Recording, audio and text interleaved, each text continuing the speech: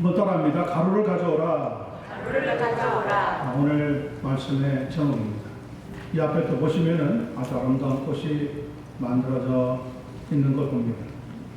두 사람 어머님이 살아계시면 아마 100세가 되는 날이 어제였는데 지난주는 모르겠지만 거기에서 이제 꽃을 준비했다가 교회가 보내주셔서 얼마나 감사한지 모르겠습니다. 말씀이 오늘 열왕기하 4장 38절에서 41절에서 흘러나오고 있습니다. 한 농부가 기르던 당나귀가 빈 우물에 빠져버렸습니다. 슬프게 울부짖는 당나귀를 구하려고 우물에 가보니까 마침 당나귀가 늙었고 우물도 쓸모없어져서 농부는 당나귀 구하기를 포기하고 동네 사람들에게 도움을 청하였습니다. 동네 청년들이 우물을 파묻기 위해서 제각기 삽을 가져와서는 흙을 파서 우물을 메워 나갔습니다. 당나귀는 이제 죽나 보다 하고 더욱 소리를 내서 울부짖었습니다. 그런데 얼마 후에 당나귀가 잠잠해서 흙에 파묻혀 죽었나 보다 하고 궁금하던 차에 다들 일손을 멈추고 우물 속을 들여다보니까 놀라운 일이 일어나고 있었습니다. 글쎄 당나귀가 위에서 떨어지는 흙더미를 밟아서 단단하게 한 뒤에 그 위에 쌓이는 흙더미를 타고 점점점 더 높이 올라오고 있더랍니다. 결국 당나귀는 자기를 묻으려고 하는 흙덩이를 이용해서 무사히 그 우물에서 빠져나올 수가 있었다고 하는 이야기입니다. 우물속 같은 절망의 구덩이에서도 소망을 잃지 않으면 놀라운 역전의 기회를 얻을 수 있다고 하는 것이 이야기의 내용입니다. 그런데다가 우리에게는 죽음을 부활로 바꾸신 예수 그리스도의 반전의 승리를 믿는 성도들 아니겠습니까? 우리 가운데 지금 내 삶이 우물 속에 빠진 것 같은 그런 경험을 하고 있다고 느끼시는 성도가 혹 있다면 말씀을 통하여 다시 한번 위로를 얻고 큰 힘을 얻는 복된 시간 되기를 간절히 소원합니다. 38절 39절 보겠습니다. 엘리사가 다시 길갈에 이르니 그 땅에 흉년이 들었는데 선지자의 제자들이 엘리사의 앞에 앉은지라. 엘리사가 자기 사원들에게 이르되 큰 솥을 걸고 선지자의 제자들을 위하여 국을 끓이라 하니 한 사람이 채소를 캐러 들어나가 들포도 덩굴을 만나 그것에서 들호박을 따서 옷자락에 채워가지고 돌아와 썰어 국 끓이는 솥에 넣되 그들은 무엇인지 알지 못한지라. 오늘 본문 말씀의 배경은 이스라엘에서도 하나님께서 가장 능력 있게 쓰임받았던 엘리야 선지자 못지않게 더 큰 대단한 활동을 펼쳤던 엘리사 선지자의 시대에 관한 말씀으로 시작하고 있습니다. 38절을 보니까 엘리사 선지자가 다시 길갈로 돌아왔더라고 했습니다. 길갈이라고 하는 것은 엘리사 선지자의 집이 있었고 또 가르치는 제자들이 있던 선지 학교가 있었던 곳입니다. 그런데 엘리사가 돌아와서 보니까 세 가지 문제를 직시하게 됩니다. 첫 번째는 그 땅에 흉년이 들었더라는 겁니다. There was a famine. 흉년이 들었다는 것은 인간의 힘으로 할 수 없다는 것을 우리에게 상징합니다. 선지자의 집이 있는 길갈에 흉년이 들었더라고 합니다. 여러분 그것이 우리 인생의 현실입니다. 우리 현실에서 맞부닥치는 것이 무엇입니까?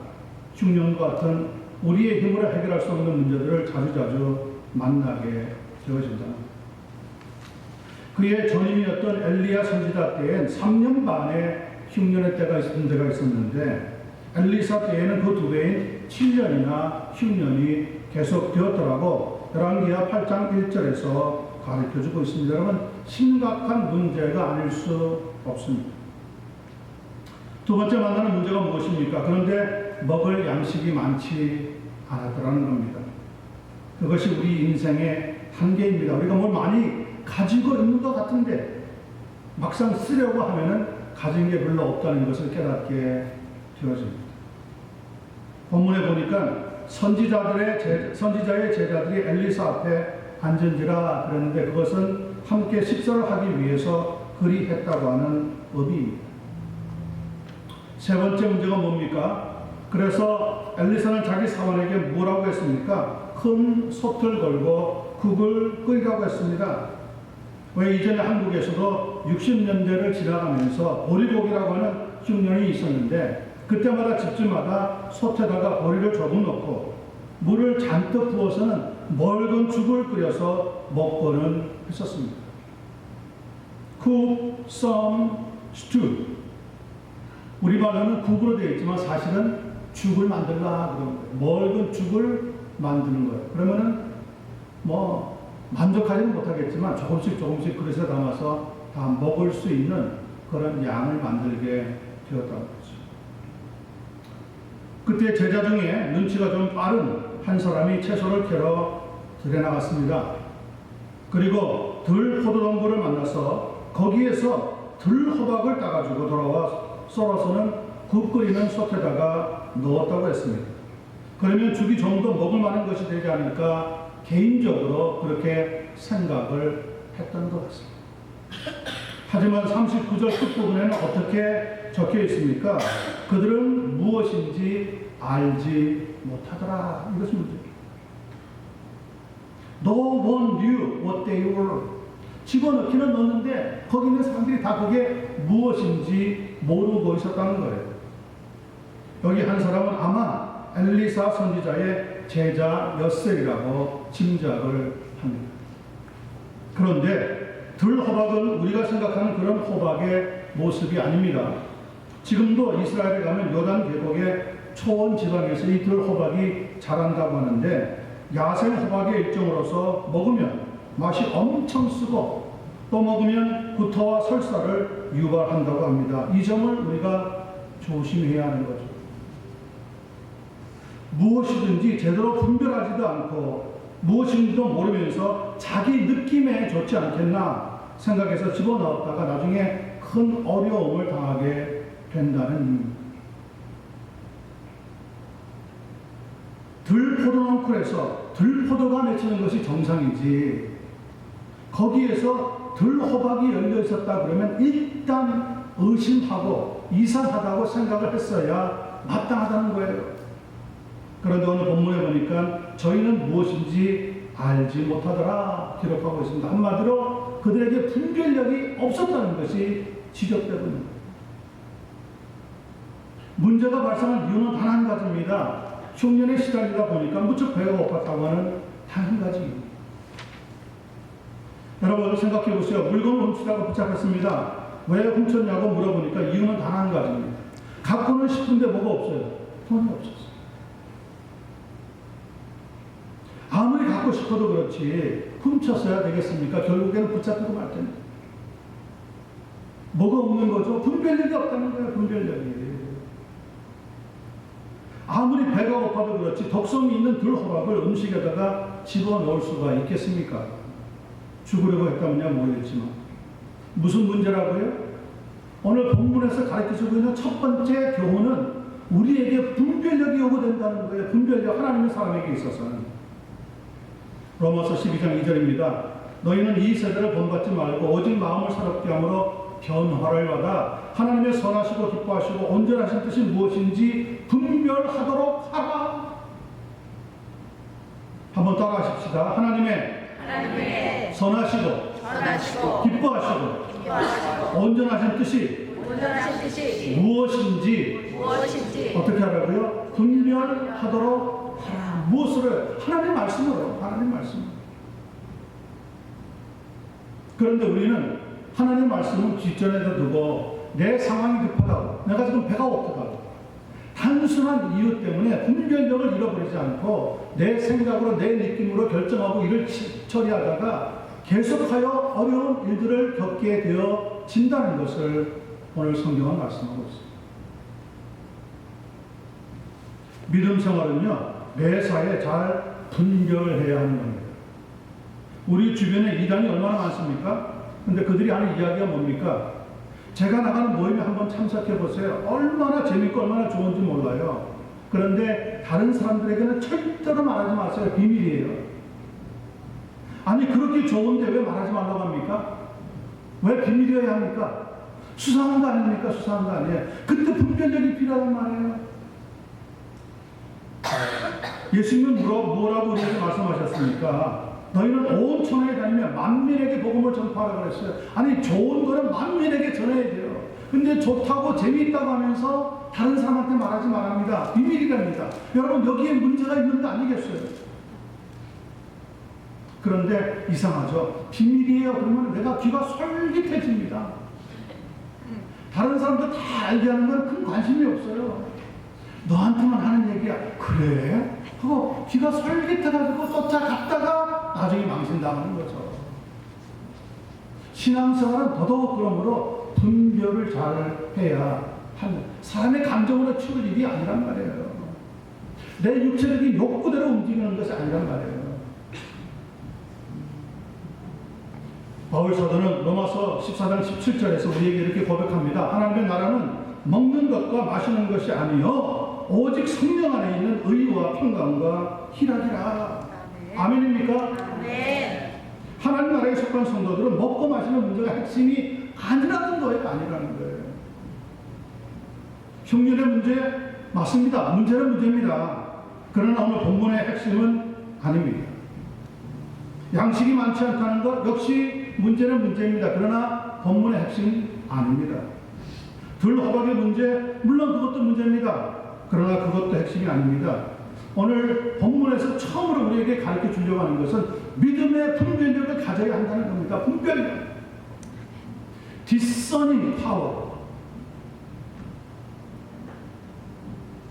분별하지 못하는 문제, 여러분 생각해 보시기 바랍니다. 내가 예수 믿는 사람인데 훔쳐도 돼? 안 돼? 이게 분별할 일이에요? 상식이잖아요, 상식. 사기 쳐도 돼? 안 돼? 여러분 이걸 깊이 생각해야 됩니까? 내가 예수를 믿는 사람인데 저 사람 속여야 돼? 안 돼? 안 되죠, 당연히. 오늘 저녁에 딱 한 잔 돼? 안 돼? 아니 그러면 생각할 일이에요. 내가 예수 믿는 사람인데 바로 그런 시간 순간 우리에게 이 판단력, 분별력이 필요하다는 것을 다시 한번 말씀을 드립니다. 예수님께서는요 40일 금식 기도하신 다음에 마귀의 시험을 받으신 적이 있습니다. 마귀가 이렇게 속삭였습니다. 네가 만약 하나님의 아들이거든 명하여 이 돌들로 떡덩이가 되게 하라. 그때 예수님이 마태복음 4장 4절을 보면 이렇게 선포하시면서 그 시험을 이기셨습니다. 사람이 떡으로만 살 것이 아니요 하나님의 입으로부터 나오는 모든 뭐라요? 말씀으로, 하나님의 말씀으로 살 것입니다. 아멘. 하루 이틀 굶었다가 그런 말 하면 에이 이럴 수도 있지만 40일을 굶었어요 무려. 그런데 그 예수님의 입에서 나오시는 말씀이 뭐예요? 사람이 떡으로만 사는 게 아니라는 거예요. 아무리 배고파도 우리는 분별력, 믿음의 분별력을 갖추어야 한다는 거죠. 사람이 떡으로만 살 것 아니요 하나님 말씀으로. 그러면 이 모든 것을 너희에게 더하여 주시리라. 그 찬양이 있잖아요. 예수님이 하신 말씀을 찬양으로 만들어서 우리가 불러요. 더하여 주시리라. 성도 여러분, 무슨 일을 만나게 되든지 말씀으로 분별하셔서 시험을 이기시는 한 분 한 분 되시기를 간절히 축원합니다. 두 번째 40절 보겠습니다. 이에 포다가 무리에게 주어 먹게 하였더니 무리가 국을 먹다가 그들이 외쳐 이르되 하나님의 사람이여 솥에 죽음의 독이 있나이다 하고 능히 먹지 못하는지라. 자, 이제 죽이 충분히 다 끓었습니다. 포다가 선지자의 제자들에게 주었습니다. 받자마자 다들 얼마나 허겁지겁 먹기를 시작했겠습니까? 그만큼 배가 고팠던 거랍니다. 그런데 잠시 후에 비명이 터져나왔습니다. 하나님의 사람이여 솥에 죽음이 있나이다. Oh man of God, there is death in the pot. 솥에 죽음이 들어있습니다. 만약 이때 독이 있는 줄 알면서도 배고파 죽겠는데 뭐 어떡해? 그거 계속 먹었다면 어떻게 되었을까요? 다 죽고 만 거죠. 결과가 어떻게 되었습니까? 40절 끝에 보니까 능히 먹지 못하는지라 내 그날 이로 다 먹지 못해요. 그런데 여러분 얼마나 다행입니까? 얼마나 다행입니까? 거기에 비해서 6.25 사변 이후에 한국에서는 메가더 장관의 인천 상륙 작전으로 꽁지가 탔던 인민군들이 별의별 사람들을 다 붙잡아서 처참하게 고문하고 난 뒤에 한 사람 한 사람을 철사줄로 두 손을 꽁꽁 묶어가지고 북으로 끌고 갔는데, 그때 살아남은 조희성이라고 하는 할아버지의 보고에 의하면 맨발로 서울에서 원산까지 무려 한 달을 끌고 갔답니다. 걸어서 한 달을 끌려갔대요. 그런데도 불구하고 쌀 한 톨, 물 한 모금을 제대로 주지 않았다고. 배가 너무너무 고파진 사람들이 인민군 몰래 풀을 뜯어먹고 너무너무 목이 말라서 갈증을 참을 수가 없어서 자기 오줌을 받아 마시기까지 했다고 해요. 노랗다 못해 붉은 핏빛이 도는 오줌인데도 불구하고 그걸 손으로 받아서 목을 축일 수밖에 없었더라고요. 그러면서 하나 덜 죽고 끌려가다가 쓰러지면 개머리판에 맞아서 죽는 경우가 비일비재했다고 합니다. 그들은 사람 목숨을 파리 목숨보다도 못하게 여겼던 잔인 무도한 집단이었다는 거예요. 지난 8월 19일 네덜란드계 호주 할머니인 양 르프 오헤른 씨가 향년 96세의 나이로 세상을 떠났습니다.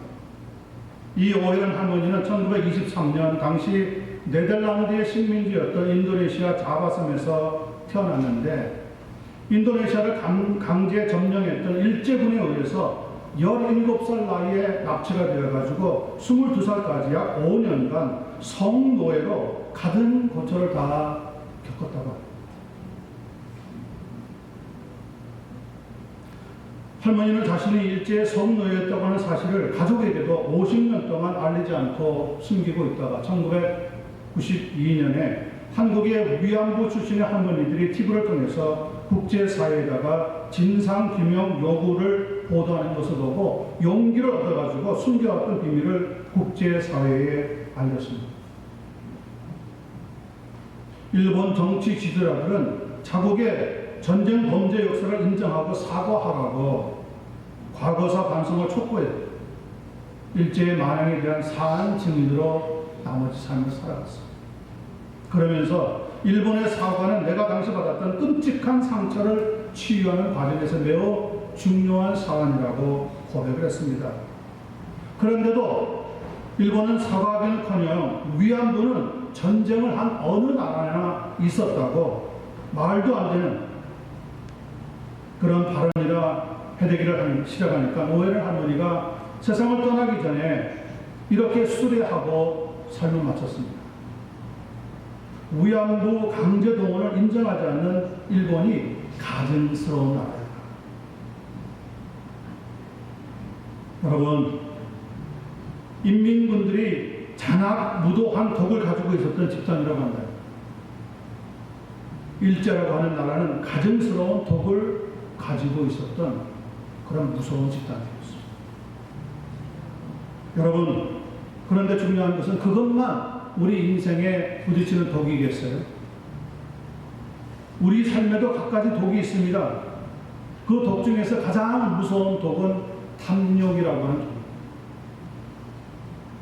골로새서 3장 5절에 보니까 그러므로 땅에 있는 지체를 죽이라. 곧 음란과 부정과 사욕과 악한 정욕과 탐심이니 탐심은 우상 숭배니라. greedy, 탐욕, which is idolatry. 탐심을 갖는 것, 탐욕을 가지고 있는 것, 그것이 인간에게 있어서는 가장 무서운 독이라는 거예요. 음식에 들어있는 독, 어느 한 집단이 가지고 있는 집중적인 단체적인 독, 물론 그것도 무서운 것이지만 진짜 무서운 독은 우리 각자 개개인이 가지고 있는 탐욕이라고 하는 욕심입니다.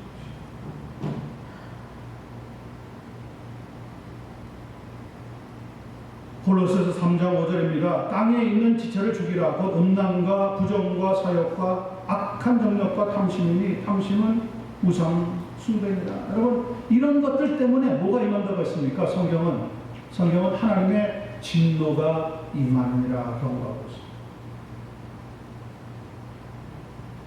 나만 잘 되고, 나만 더 가지고, 나만 즐기고, 나만 잘 살고자 하는 그 탐심이야말로 하나님께서 가장 미워하시는 우상 숭배에 해당합니다. 그런데 우리는 내가 가지고 있는 욕심은 별거 아닌 것으로 생각합니다. 가볍게 생각합니다. 그리고 역사에, 사회에 일어나고 있는 문제만 틀렸다고 비판할 때가 많이 있습니다. 물론 그것도 문제입니다. 물론 그것도 무서운 독입니다. 더 무서운 독은 그런데 우리가 하나님 앞에 가지고 있는 탐욕이에요. 탐욕. 더 가지려고 하는 그 탐욕, 인간이 가지고 있는 그 본질, 이것이 하나님 앞에서 처리되지 아니하면 우리도 무서운 괴물이 될 수가 있다는 것. 탐심이라고 하는 욕망은 결국 우리가 살고 있는 사회를 병들게 하고 부패하게 하고 타락으로 치닫게 만들어서 치유가 전혀 되지 못하게 만들어 버리게 되는 거죠. 바울 사도는 그래서 데살로니가 교회에 이런 권고의 말씀을 주고 있습니다. 데살로니가 전서 5장 21절 22절입니다. 범사에 헤아려 좋은 것은 취하고 악은 모든 모양이라도 버리라. 악이 아닐 수 있어요. 그런데 악의 모양이에요. 그것조차 하지 말아요. 왜냐하면 거기에 습관을 들이다 보면 결국 악을 쫓아가게 되어 있다는 거죠. 왜 어린아이들이 조금 자라다가 초등학교 다닐 때 어른들이 담배 피우는 거 흉내내다가 나중에 고등학교 마치고 대학 들어가서 완전히 골초가 되어버리는 경우가 많죠. 어릴 때 악의 모양이라도 버렸으면 그런 길 아예 안 들어가는데 나중에 폐암으로 죽어가면서 내가 1년 전에만 끊었더라도 좋았을 것을 그 후회하는 인간들이 얼마나 우리 사회에 많은지. 악은 모든 모양이라도 버리라고 했어요. 버려야 돼요. 버려. 들호박은 아무리 배가 고파도 처음부터 취하지 말고 버려야 했습니다. 그런데 죽에 넣으면 좋아 보인다고 하다가 섭태그만 죽음의 독이 퍼지게 되어버렸다는 거죠.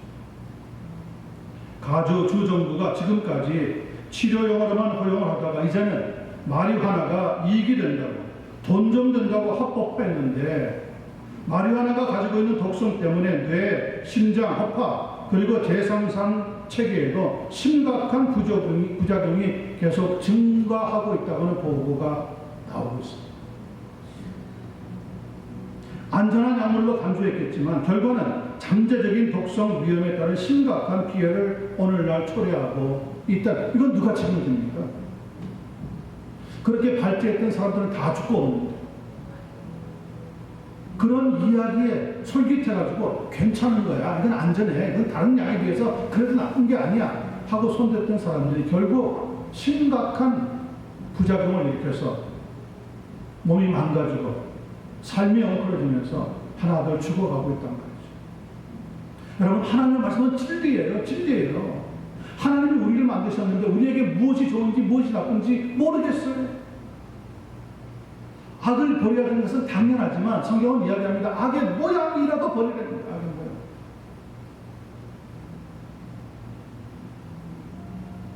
들호박을 솥에 넣으면 사망의 독이 있나이다 외치게 되어집니다. 욕심을 내 삶에 집어넣으면 낭패와 실망을 만날 수밖에 없는 겁니다. 성도 여러분, 가지지 못할 것에 대해서 욕심 부리지 않게 되기를 바랍니다. 네. 어떠한 형편이든지 주님으로부터 자족하기를 배우는 귀한 성도가 되시기를 바랍니다. 그리할 때 모든 지각에 뛰어난 하나님의 평강이 그리스도 예수 안에서 우리의 마음과 생각을 지켜주시게 되기를 간절히 축원합니다. 결론 부분이 아주 파격적입니다. 잘 보셔야 됩니다. 41절. 엘리사가 이르되 그러면 뭘 가져오라고요? 가루를 가져오라 하여 솥에 던지고 이르되 퍼다가 무리에게 주어 먹게 하라매 이에 솥 가운데 독이 있었더라? 없어지니라. 여러분, 반전의 역사입니다. 성경은 반전의 역사예요. 다급한 상황이었지만 그러나 엘리사 선지자는 당황하지 않고 가루를 가져오라고 말씀합니다. 아무리 어려운 일이 생겨도 여러분 당황하지 마시기 바랍니다. 우리가 당황하면 그때부터 문제가 더 얽혀집니다. 더 힘들어집니다. 제자 중에 한 사람이 가루를 가져왔습니다. 그런 다음에 그 가루를 솥에 던진 뒤 보니까 오늘 다시 퍼다가 무리에게 주어 먹게 하라고 명을 내립니다. 그랬더니 오늘 41절 끝부분을 보시기 바랍니다. 이에 솥 가운데 독이 없어지니라.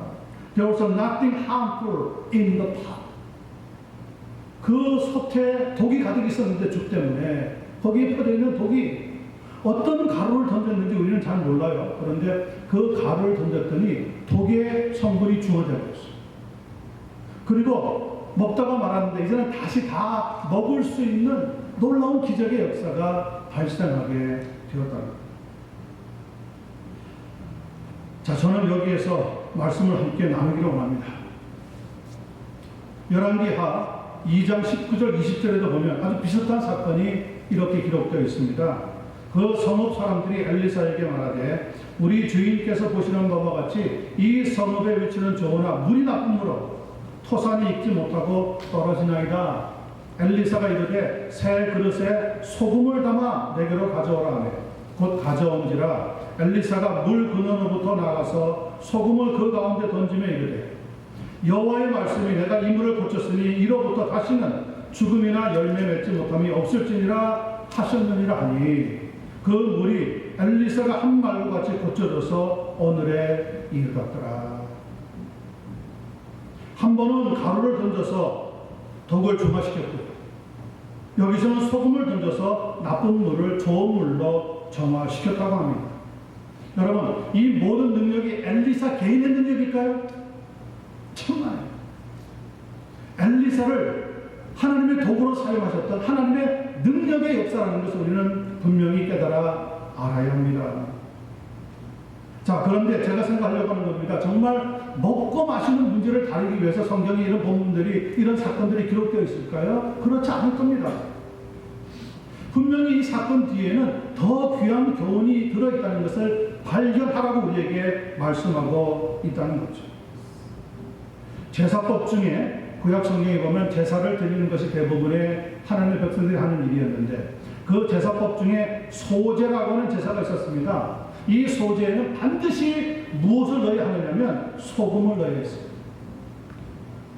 왜냐하면 소금은 다른 물질을 변하게 만들지 않기 때문입니다. 그래서 변하지 않는 하나님의 언약을 가리켜서 민수기서 18장 19절에 보면 소금 언약이다 이렇게 우리에게 말씀하고 있습니다. 골로새서 4장 6절에도 보니까 너희 말을 항상 은혜 가운데서 소금으로 맛을 내는 것 같이 하라. 그리하면 각 사람에게 마땅히 대답할 것을 알리라. 소금을 넣고 우리가 서로 하나님의 사랑을 확인하는 귀한 성도의 삶이 되어야 한다는 거죠. 자, 그렇다면 자연스럽게 독을 없앤 가루가 무엇일까라고 우리는 물을 수밖에 없습니다. 역시 레위기서 7장 11절 12절을 보면 제사에 관한 말씀에서 내용을 살펴볼 수가 있습니다. 여호와께 드릴 화목 제물의 규례는 이러하니라. 화목 제물입니다. 소제가 아니라 이번에는 화목제입니다. 그것을 만일 감사함으로 드리려면 기름 섞은 무교봉과 기름 바른 무교 전병과 함께 고운 가루에 기름 섞어 구운 과자를 그 감사 제물과 함께 드리라 그렇게 되어 있습니다.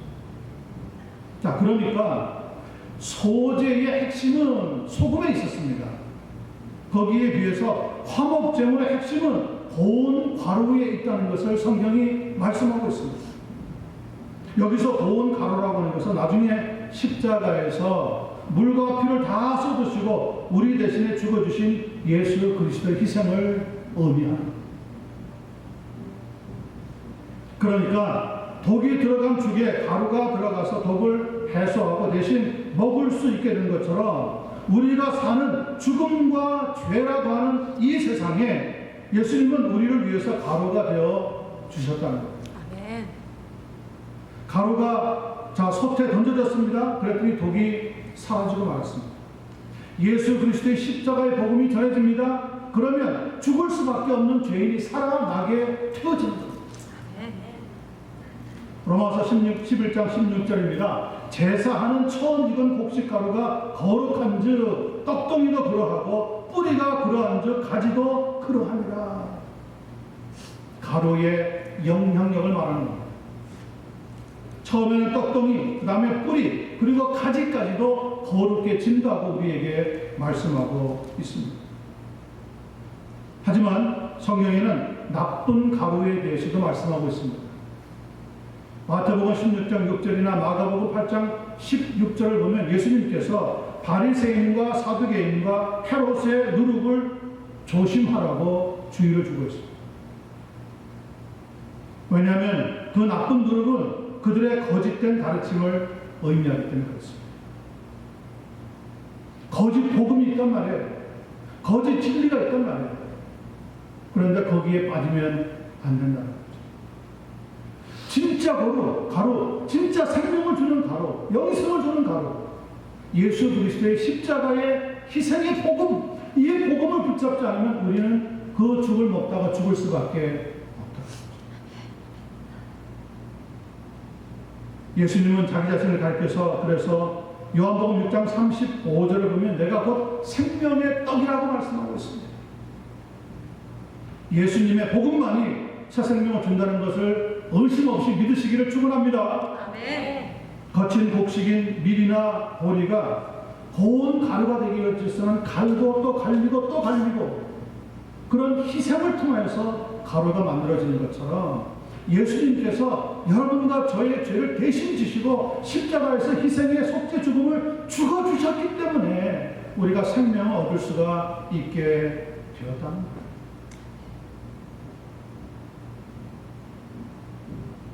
우리 성도들도 마찬가지입니다. 우리 자신을 하나님께 드리기 위해서 먼저 내 자신을 부정하고 자기 자신을 부정하고 날마다 자기 십자가를 지고 그리고는 예수 그리스도를 닮아가는 삶을 살아야 마땅한 겁니다. 그것이 성도의 삶입니다.